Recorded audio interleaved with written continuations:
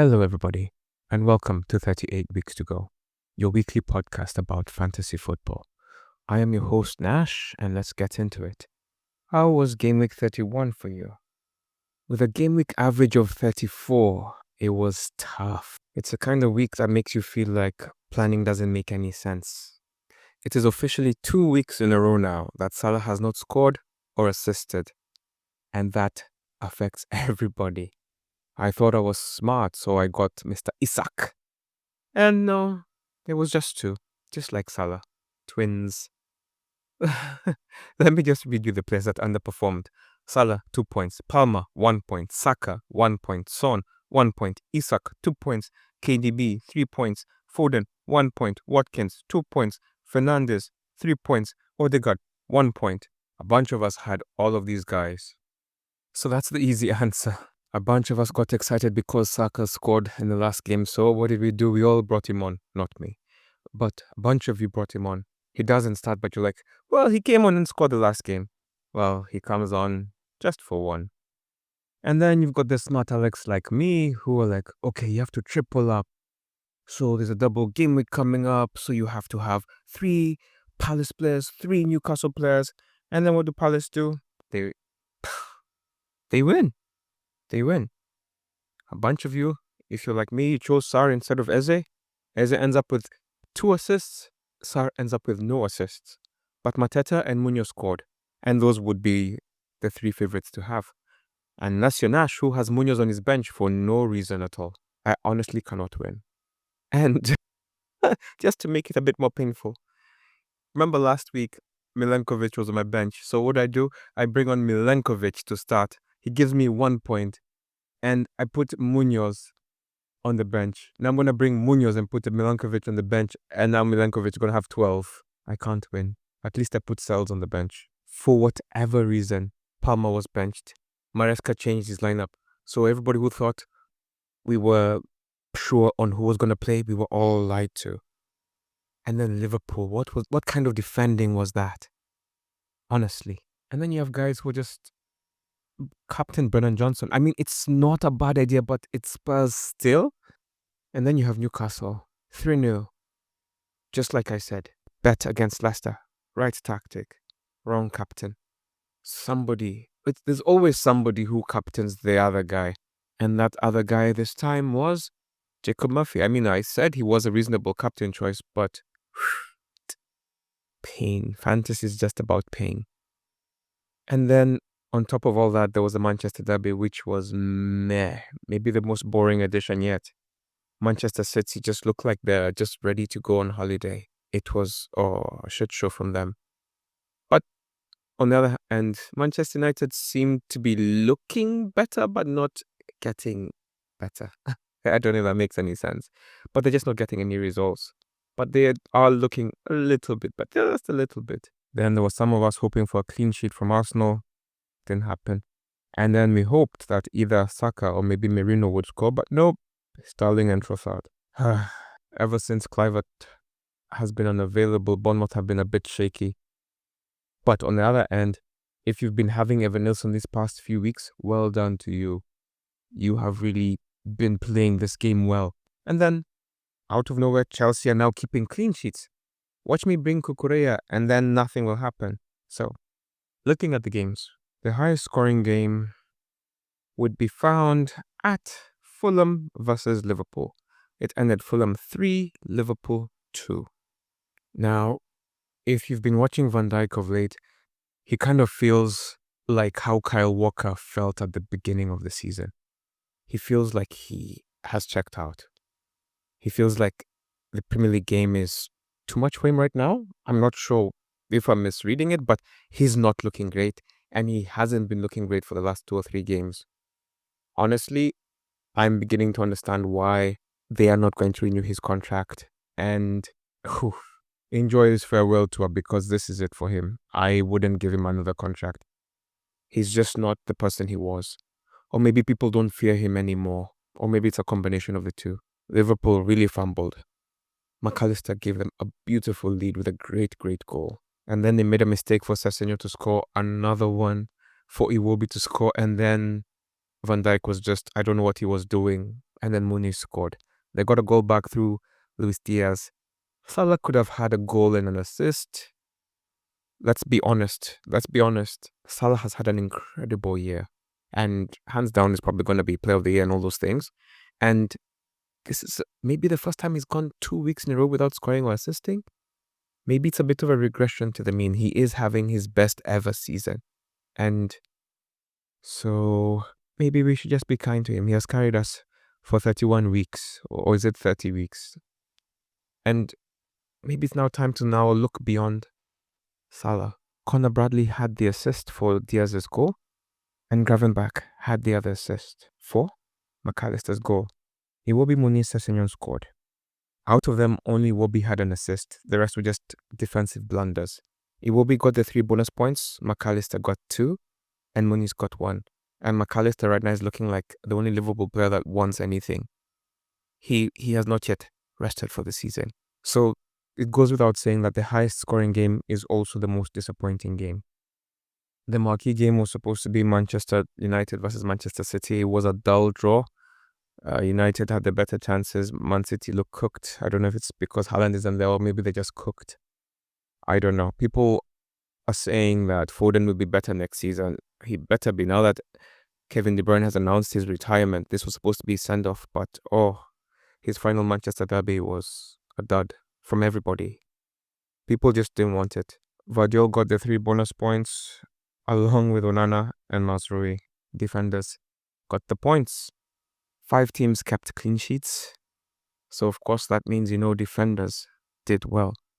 So let's look at the top performing players of this round.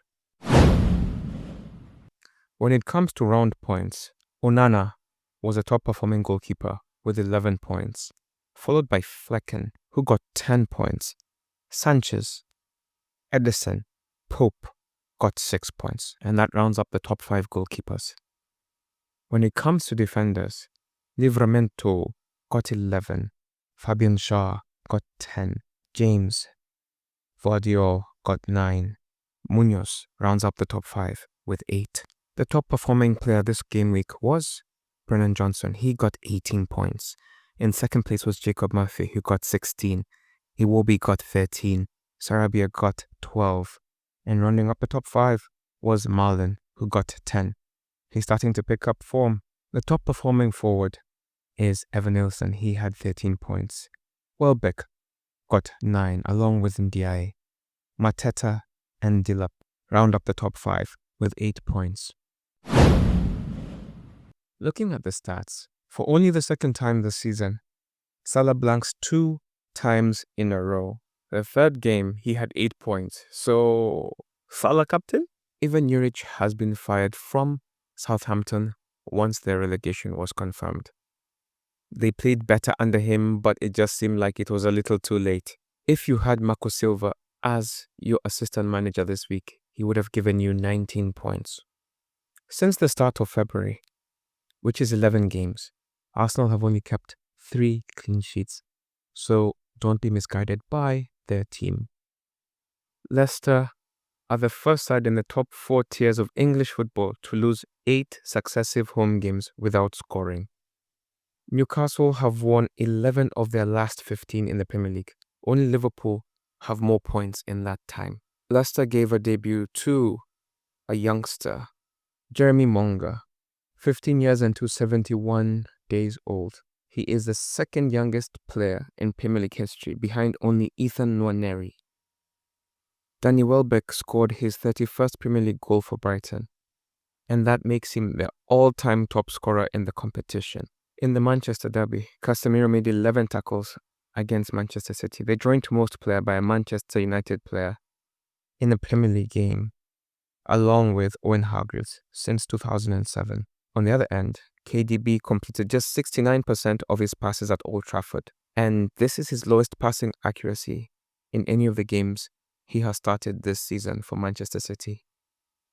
In spite of losing, or despite losing, Liverpool are still rated as 99% to win the Premier League. Chelsea drew with Brentford. This makes it 8 games in a row that they have been unable to win away from home. So bet against Chelsea when they're away from home? Spurs confirmed Southampton's relegation, and they become the first team in Premier League history to be relegated with as many as 7 games remaining. And Spurs win their first game in the Premier League since February. Liverpool losing to Fulham was their second loss this season, and it ended their 26th unbeaten run in the league. I'm sure all Arsenal fans are happy. Liverpool scored first and then conceded 3 goals in the same half. This is the first time that has happened to them in their Premier League history. If Manchester United had lost this derby game, they would have lost more Premier League games since Alex Ferguson retired than they did in the 810 games under the boss. This has been a very painful transition for Manchester United fans. Sorry. 22 years and 180 days. Are you wondering what that might be? It is the gap between the 2 players that were on the Leicester pitch, between Vardy and Jeremy Monga. It is the biggest age gap between 2 outfield teammates in the Premier League ever. If Leicester carry on and do not score in their 9th game, they will be tying Crystal Palace for the longest not scoring run in the Premier League. Honestly, I'm surprised Ruud hasn't been fired. I honestly don't know what they're waiting for. Maybe they're like, it doesn't matter, but I don't know what they're waiting for. Since KDB joined Manchester City in 2015, no player has assisted more goals, 117, or created more chances, 827, than him across the big 5 leagues. Ooh, that's interesting. Messi hasn't done more than 117 assists? I don't know. So, just in case you're wondering where he stands in the all-time Premier League assists, he is the second in history. Number 1 is Ryan Giggs, who has 162. KDB is number 2 with 118. 118. So just to put it into perspective, it seems like it might be ridiculous. Ryan Giggs has 162, but he also had an amazing, long career at Manchester United. So it's one of those records that may not be broken. Cesc Fabregas is number 3 with 111, Wayne Rooney has 103, and Lampard has 102. The most selected player this week was Salah. The most captained player this week was Mo Salah still. The most vice-captained player was Isak. The most transfers in this week are Murphy, 250k, Mateta, 246,000, Rogers, 187,000, Munoz, 176,000, Milenkovic, 142,000. Most players out: Kluivert, 406,000, Aina, 315,000, Wood, 264,000, Gabriel, 262,000, Bumo, 113,000. The highest points this week come from somebody called Spurs. Their team got 109 points, and they played their assistant manager. In goal, they had Raya, who gave him 2. Munoz gave him 8. Livramento gave him 9.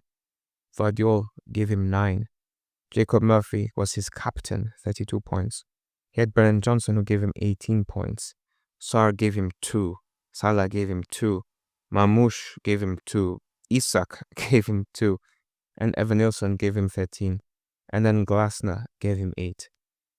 So you see, 109 is attainable, even if you have 4 2s in your team. Like I said earlier, the average of the week was 34. So if you got 34 and above, well done. You've done better than most. The highest points this week come from Spatharo Candidatos, managed by Telvin Mudoga, who got 84 points. Well done to you, sir. In goal, he had Raya, who had 2. Then he had Munoz, Livramento, Vardiol, just like the other guy. So Munoz gave him 8, Livramento gave him 11, Vardiol gave him 9. He captained Jacob Murphy. Well done, 32 points. Salah gave him 2, Sarr gave him 2, Palma gave him 1. Isak gave him 2, Mamouche gave him 2, and Evan Nilsson gave him 13. He had Eze on the bench, so he could have even done better. The top 5 in our league are in terms of points. Telvin, who got 84. Texas Tens, managed by 10FC, 75. Reese's Set Pieces, 72, along with Charlie's Reds, 72 points. And in number 5, we have Alan Muchangi, who got 67 points. The most transfers made this week belong to none other than Don Clinton, who is a regular winner of this category, 9. Abdallah Kili made 8. Victor Nyabola made 5. And in number 4, it's like a bunch of people. Caleb Omondi, Smacha Cham, John Lucas, Brian Tulienge, Sache Vinny, Anton and Patrick Kaiser.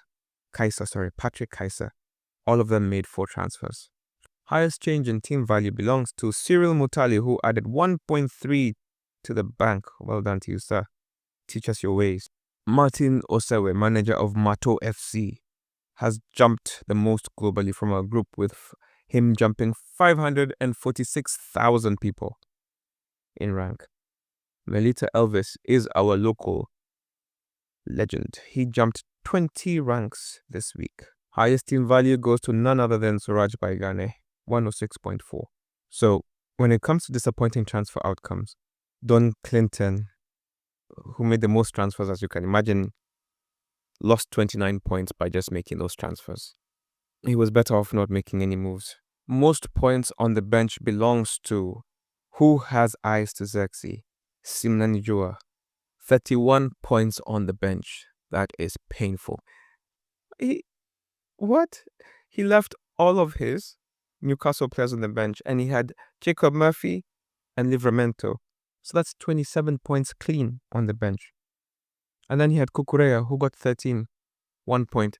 You see, even when Chelsea keep a clean sheet, Kukurea doesn't. Like, what's happening with Chelsea? Anyway, I digress.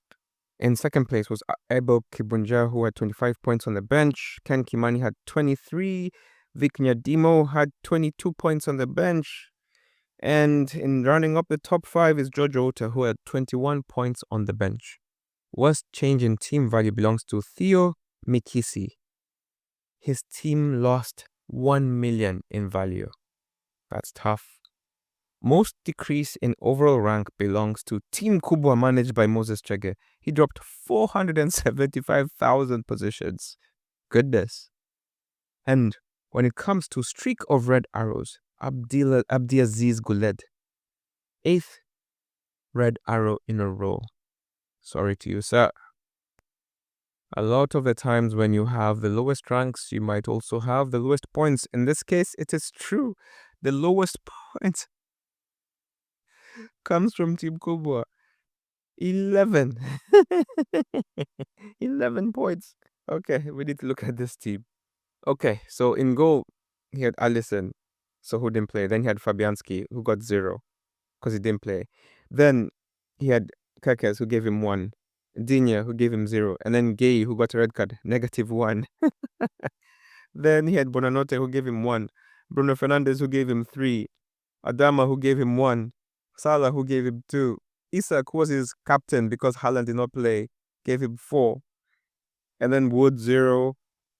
So this is just a team that he might have forgotten to make his team, and he's been punished painfully and swiftly. This was a tough week for our group, because when I look at the next, number 2 got 12. Number 3 got 15. Number 4, 5 also got 15. Number 6 got 16. 7 got 17. 8 got 19. 9 got 19. And number 10 got 20 points. So the bottom 10, well, that was tough. Poleni Sana. Pull up your socks next time. Lowest team value. Malik United. Hilary Malik. His team is worth 96.5 M. Smacha Cham dropped 20 places in our league this week. Best transfer outcome belongs to Martin Asowe, who gained 44 points thanks to their impressive decisions.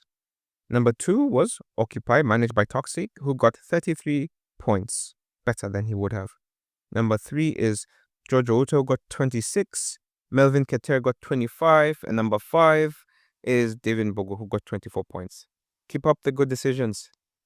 When it comes to team with the most goal scorers, Who Has Eyes to Zexi has 8 goals scored by his players. So he chose well, even though his bench was painful. When it comes to streak of green arrows, Onyango Mandela manager of Katambe, has been seeing that green arrow for 9 weeks now. Keep it up, sir. That's impressive. When it comes to captain choices, it goes without saying that Salah was our most popular captain. Number 2, and 133 people chose him. Number 2 was Isak, who was chosen by 36 managers. Haaland was chosen by 16 managers. That's a combination of people who didn't believe he was injured and people who have just stopped playing. Palmer was chosen by 9 managers. You people who believe in Palmer still, you guys are the real MVPs. Fernandes, chosen by 8 managers. Mamouche, chosen by 4. Son, chosen by 4. Wood, chosen by 4. Solanke, chosen by 4. Kluivert, chosen by 4. Saka, chosen by 2. Odegaard, chosen by 2. Savinho, Cunha, Porro, Jacob Murphy, Højlund, Ruben, De Bruyne, Delap, Wissa, Watkins. Each of them was chosen by 1 manager. Looking at our league table, number 1 is Yusufa Mukoko, got 63 points and has a grand total of 2,117 points. In a tough week, just getting 63 was good enough to create a bit of separation, and he's now 15 points clear. Duboy Original has come back to number 2 and has 2,102 points. In number 3, we have Texas 10's manager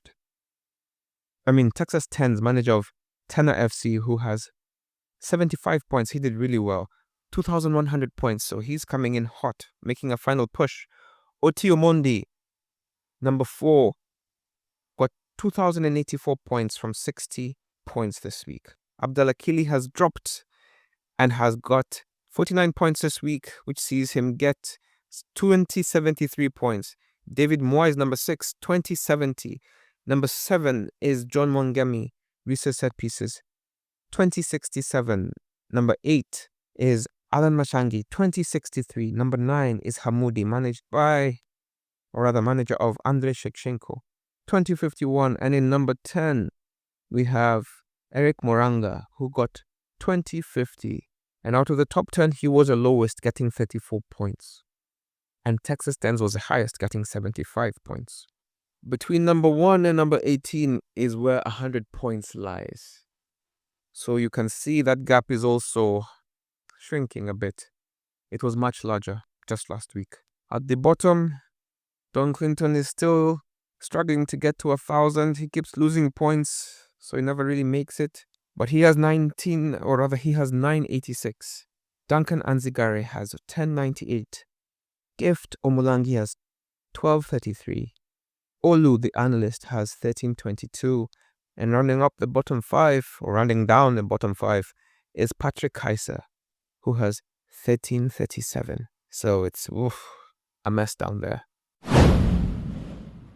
As we look forward to the next week, it must be said, we have a double game week. Game week 33 and game week 34 are double game weeks. Crystal Palace has 2 double game weeks coming up, so it's really hard not to triple up on them. Just play them if you have them. Just close your eyes, play them. That's all. Newcastle and Crystal Palace have double game weeks. So right out of the bat, just triple up on both of them. Man City will kick off the game week against Crystal Palace. So you will know very quickly where your weekend will be. Now, in 5 of their previous encounters, both sides have scored 2 goals. Can you believe that? Crystal Palace 2, Man City 2. Crystal Palace 2, Man City 4. Man City 2, Crystal Palace 2. Crystal Palace 1, Crystal Palace 0. Man City 4, Crystal Palace 2. So basically, if we're lucky, both teams will score. And if you have Mamouche, he will score. And then Mateta will score. And maybe Eze Osa will score with an assist from Munoz. That is the dream. At least that's my dream. The last time these two played against each other, Munoz and Lacroix scored for Crystal Palace, whilst Haaland and Rico Lewis scored for Man City. It's very unlikely that those two will play, so get Mamouche. Now, if you're picking a player from Crystal Palace, honestly, you just have Mateta Eze, Sar. And then if you want a defender, you could get Munoz. That's it. Now, the tricky thing is that because of the skirmish at the end, Nketiah is suspended, Gay is also suspended. And then on top of that, you have Ria, Doucouré, and Richards unavailable. On the other end, you have Rodri, Ake, Akanji, Stones, and Haaland unavailable. So probably Mamouche, Doku, Savinho. Now that the big dogs played the Manchester Derby, I think there'll be a rotation. And so those three would be likely to play. And then if you're gambling on the back, you could get Vardiol. Next, we have Brighton versus Leicester. You know me. My philosophy at this point is clear. Bet against Leicester. They haven't scored in 8 games. And for a change, I'm not even going to recommend a player from Leicester this time around. Now, their most recent game ended 2-2. So, but that was under different manager. Ruud has been trash, respectfully. Now, Van Heck is suspended due to the skirmish that occurred during the Crystal Palace game during the game week. So he's out. Webster, Kadioglu, Rutter, Igor, Milner, and Steele and Veltman are unavailable. Whilst for Leicester, Sutar, Winks, Fatawu, and Edward are unavailable. Even if they were available, I don't think that would have changed their fate. Now for Brighton, I would suggest getting their defenders. If you have if you have a wild card right now, or you're going to use your bench boost for this game week, for this double game week, this wouldn't be a bad idea to double up on Verbruggen, Welbeck, and Estupinian. Minte scored in the last game, so he could be a good shout out. Mitoma is always a good shout out, and Joao Pedro. But for me, I'm honestly feeling Verbruggen, Estupinian, and Welbeck. Forest take on Everton next. Now, Everton drew with Arsenal last time out, which was a good result, whilst Forest were beaten by Aston Villa. So both teams will be looking to improve on their previous result. Now, for Forest, Elanga, Wood, Aina, and Awoniyi are out. So it makes you think, how are they going to go forward? I have no idea. But I do know that Gibbs White, Callum Hudson-Odoi will be their strongest threats going forward.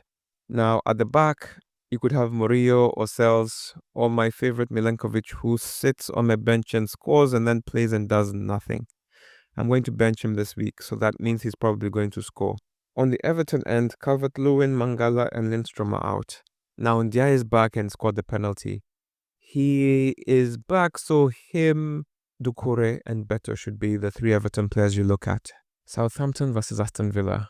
First things off the bat is that Aston Villa have a better head-to-head record. Now, for Southampton, as you know, they got relegated this past weekend. Aston Villa won. They'll be looking to continue and build on that, so I'm putting them as favourites for this encounter with, let's see, the obvious: Rashford, Rodgers, and Asensio. On the Southampton end, honestly, if you must, it's Onwachu, Fernandes, and Sulemana. But it's going to be a new manager, so he will probably have his ideas. So I wouldn't even encourage you to have a Southampton player initially, and then now especially. Last game of Saturday, we'll see Arsenal take on Brentford. And first of all, congratulations to Arsenal and Arsenal fans for beating Real Madrid 3-0. Of course, the tie is not over, but it is a very great position to be in. I'm sure most Arsenal fans are buoyed by their team and will be looking to see what they can do this weekend. They have beaten Brentford 4 out of the last 5 times, so they're favourites for this fixture. It'll just be a matter of if the manager is going to do some form of roulette. Saka got off the game, and it is not clear whether he will be playing come the weekend.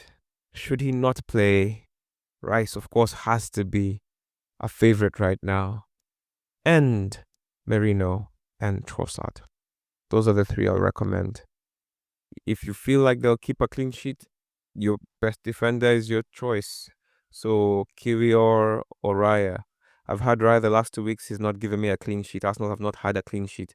And the defenders are not scoring. So I wouldn't encourage you to get into the defense. But I'm sure some of you will not listen. So just do what you want. I know you're just now clouded with Arsenal highs. Congratulations. It was a good win. Moving on. Chelsea take on Ipswich. And Chelsea will be at home. So this puts them, in theory, in a favorable position. But last time they played Ipswich, they were beaten. Hutchinson and Delap scored the goals. Now, I wouldn't bet against Delap to score. He has been in good form of late, and he has generally been a good player this whole season, really. Now, Nurich, Ogbene, Hutchinson, Smotsic, and Burns are out for Ipswich. Whilst for Chelsea, Slonina, Guiu, Kellyman, Lavia, and Fofana are out. Now, last time out, Maresca did the roulette for God knows what reason. Well, probably because of Europe. But if he's going to keep doing this, it's going to be very difficult to choose Chelsea players. I am thinking that Jackson, Palmer, and Neto are the obvious players to choose. But if it's a rotation, it will probably end up being Nkunku, Sancho, and Dewsbury Hall. So you have to watch it closely. And if you're really looking to get Chelsea players, I would say wait until the press conference. Of course, this is coming out earlier than that. So make your Chelsea decision based on what Maresca says during his press conference before the window, of course. Now, Ipswich is a bit of an easier team to call. They lost last time to Wolves, and this probably means now they're done. They know this, it's just a mathematical thing now. But on their end, I would say Delap, and Ciso, and Broadhead. Liverpool take on West Ham. And just to sort of give you some fire, the last time Liverpool played West Ham, they won 5-0. The match before that, they won 5-1. The match before that, they drew 2-2. The match before that, they won 5-1. And the match before that, they won 3-1. So what does that tell you? It tells you Liverpool will score in this game and are more likely to win, and it's more likely to be a high result. At least 3 goals from Liverpool. Now, will those 3 goals come from Salah? That is the real question. It is a double game week. So are you going to bet on a Liverpool player, or are you going to bet on a Crystal Palace / Newcastle player? That is the real question. Because if you believe in this result, now I'll have you know that in each of those results, Gakpo scored twice in one, Jota scored twice in one, and in the other one, everybody scored once. Diaz, Gakpo, Salah, Trent, and Jota. That was the most recent game. So I would say Jota should be your first pick in this game, followed by Salah and Gakpo, because these 3 have scored in both of those fixtures. So they're likely goal scorers. Trent is out for this game, as you remember. Who else is out? Alisson, Gomez, and Morton. Morton, guys. Morton is still out. On the other end, it is Somerville and Antonio. Now, if you believe in West Ham to score, you really have Souček, Bowen, and Paqueta. And if you want Fulkrug scored, so maybe he'll score again. I would not encourage you to get West Ham players into this game, but more Liverpool players. And that's it. Moving on. Wolves versus Spurs. Both teams won last time out. Wolves are in an upward trajectory. They are all but safe now. I thought they would go down, but it seems the relegated teams, or rather the promoted teams, just didn't have anything to offer. Now, if you're looking at their previous head-to-head, it is quite close. The first one was 2-2. Then Wolves won 2-1. Wolves won 2-1. Wolves won 1-0 and Spurs won 1-0. So basically it's 3-2 in favor of Wolves. In the last game, the most recent game, it was 2-2. Bentancur and Johnson were the scorers for Tottenham. The Korean guy and Strand Larsen were the scorers for Wolves. For the first time in what feels like forever, Cunha will be back. I'm not sure if this is a game you want to bring him back, considering the double game weeks that are happening, but he will be back. Gonzalez, Chiwome, Kaladzic, Mosquera are out for Wolves, whilst Danso, Dragusin, and Kulusevski are out for Spurs. Now, the thing with Spurs right now is this whole rotation thing that's happening. It's really hard to know who's playing. And now with Europe in the mix, it's going to be just a little bit more tricky. However, Solanke, Brennan Johnson, and Son are my first picks. And those are my picks for this game. Newcastle take on Manchester United. Now, Newcastle beat Leicester as they should have last time out. Jacob Murphy had 2 goals. I am really going to keep Isak as my captain, and I'm going to hope he will score. Now, the last time they played, Newcastle won 2-0 with Joe Linton and Isak scoring. In the previous game, Mainu, Ahmad, and Højlund scored, while Gordon and Hall scored. So, what does that tell you? Both teams can score? No. In the last 5 games, Newcastle have won 4 out of their last 5 encounters. And in all 4 games that they won, they kept a clean sheet. So I'm keeping my defender, Gordon, Lascelles, Willock, Hall, Botman are out for Newcastle, whilst Ahmad, Heaven, Evans, Mainu, Martinez, De Ligt, and Heaton are unavailable for Manchester United. Now, as we all know, for Manchester United, if anything good is going to happen, it will start with Fernandes. So that is the first player I will recommend. Secondly, maybe Garnacho. And then thirdly, it really depends. If you want to go up, I would say Højlund. If you want to go down, I would say Mr. Onana. For Newcastle, it's Isak, Murphy, and Livramento. I personally have Burns, but Livramento seems to be the one who will be in a position to cross. So those are my picks. On Monday, Bournemouth will take on Fulham. Bournemouth drew 2-2 last time out, whilst Fulham beat Liverpool. Now, Muniz, Iwobi, right out of the bat, are my first recommendations for Fulham. But let me rewind a bit. Wilson and Nelson are unavailable for Fulham, whilst Unal, Kluivert, Sinisterra, and Tavernier are unavailable for Bournemouth. Their head-to-head has 2 draws, 2 Bournemouth wins, and 1 Fulham win. So Bournemouth are slightly favoured, but Bournemouth's form has dropped off of late, so I'm going to side with Fulham. Now, if you believe in Fulham, like I said earlier, Muniz, Iwobi, and let's give Semenyo another chance to start a streak. Those are the 3 I would recommend from that side. On the Bournemouth end, honestly, the first person on your team sheet right now should be none other than Evan Nilsson. He is on fire right now.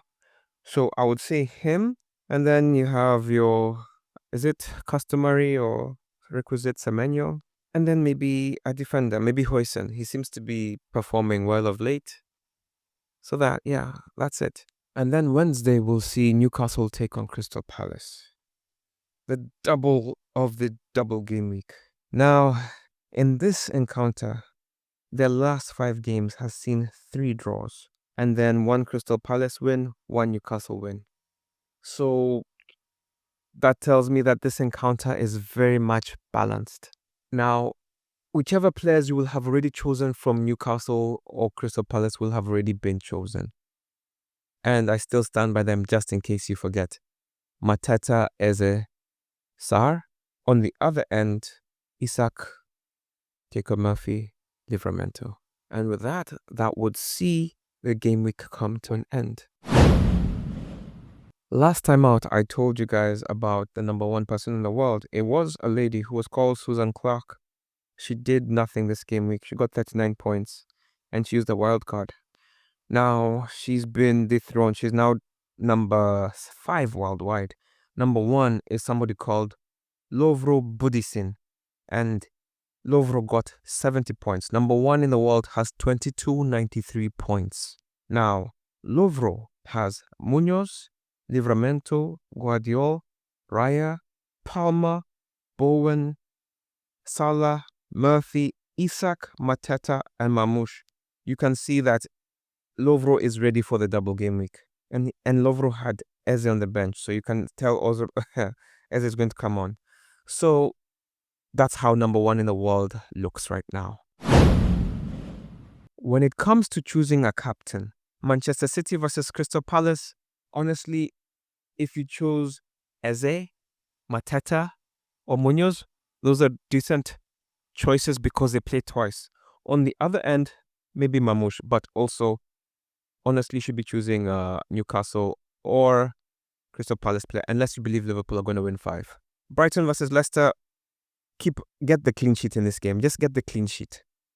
Captaincy, no, don't look for captain from this game, even though Brighton should beat Leicester. Forest versus Everton, don't get a captain. Southampton versus Aston Villa, don't get a captain. Arsenal versus Brentford, Declan Rice. No, I joke. Don't get a captain. Really, Chelsea, Ipswich, maybe they'll up. Liverpool, West Ham, Salah or Jota. Salah, Jota, Gakpo. Those 3 players, one of them, or actually 2 of them will perform. Wolves, Spurs, don't get a captain. Newcastle, Man United, Isak, Jacob Murphy, Livramento. Those should be your 3 captain choices. Bournemouth versus Fulham, it will be or Evan-Nilsson. Newcastle versus Crystal Palace, whoever you chose in the first game should be your captain for this second game. I'm just going to play it safe and go for Jacob Murphy. No, I am going to go for Isak. I still believe in him. Yes. And he's more likely to play. So I'm going to keep him as my captain. Looking at the FPL FDR, Arsenal take on Brentford. And then they have a double game week next week, along with Aston Villa. So these 2 teams have double game weeks. So as you can imagine, get Newcastle players. If you're using your wildcard, get Newcastle players, get Arsenal players. But then also be ready to ease off them because they have a blank. Okay, so let me slow down. Arsenal have Brentford, Ipswich, Crystal Palace, then a blank game week, and then Bournemouth and Liverpool. So get ready for them. Aston Villa have Southampton, then they have a double game week, which is Newcastle and Man City, then a blank, and then Fulham and Bournemouth. Get into Aston Villa players. Bournemouth have Fulham, Crystal Palace, Man United, Arsenal, and Aston Villa. Winnable fixtures, get Evan-Nilsson. Brentford have Arsenal, Brighton, Forest, Man United, and Ipswich. Mixed bag. They could win 2 out of the 5. Brighton have Leicester, Brentford, West Ham, Newcastle, and Wolves. They could honestly win 4 of those 5 games.